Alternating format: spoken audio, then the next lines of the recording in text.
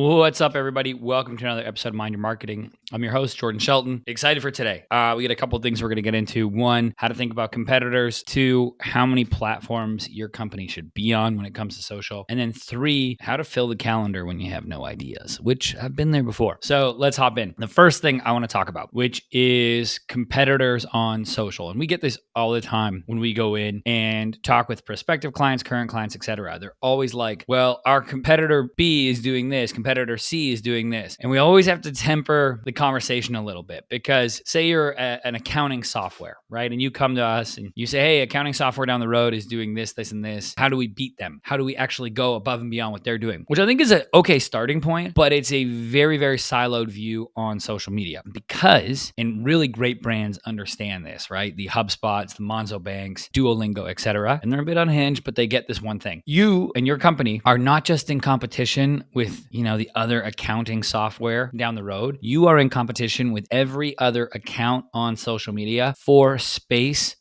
on the feed, attention on the feed, right? If we think about how we look at social and how we scroll and how you may have came across this video or this podcast, this piece of content is competing against other YouTubers, a Wendy's post, and maybe your uncle, who just posted something from a family vacation. All of that, we have to cut through that noise to get attention, to stop the scroll, and then we keep it with value. So we stop with a hook, we keep it with value. That is something that the best brands understand. They understand how to take themselves too seriously, have fun, keep social entertaining. And through that, they're able to make sure they show up in your feed more often and you actually engage with them more often. And then when it comes time to make a purchase, you're going to think of them first. I always used to use this example when I first started in the agency. I would say, look, Coca-Cola doesn't put up billboards so you go across 7 lanes of traffic and get off at the nearest exit and buy a Coca-Cola. They put up billboards so the next time you're thirsty and in a 7-Eleven, you pick a Coke over a Pepsi. And that thinking can go to every single brand, every single industry. So we just want to make sure we're there, we're relevant, we're entertaining, but realizing that our competitors are just such a small piece of the puzzle because we are competing against every other creator on these platforms. Now, speaking of that, the next thing I want to get into, which is a mistake I see a lot of brands doing. I put out a poll on my LinkedIn about a month ago about how many people are on your social team. I just wanted to see. We got 70 results and everyone put, the majority of people said it was either,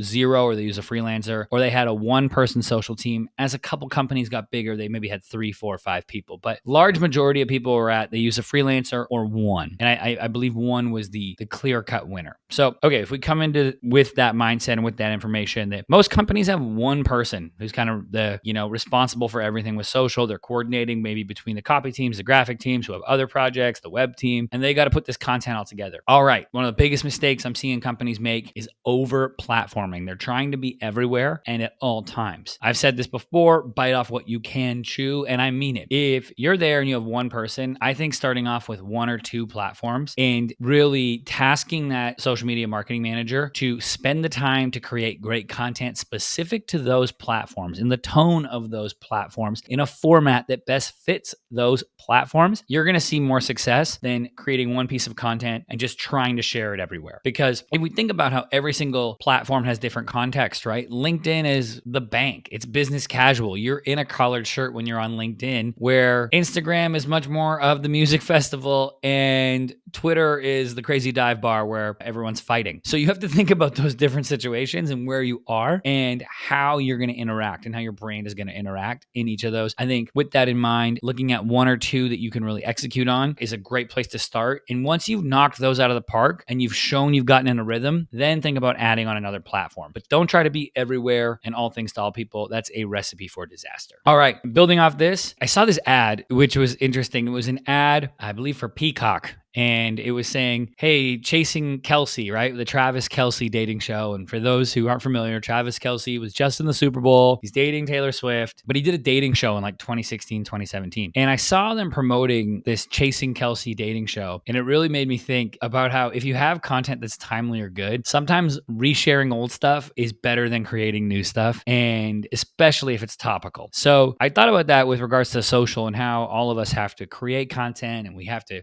constantly be creating, the newest trend, whatever it may be. But sometimes when we look at the calendar and we're like, how are we going to fill this month of content?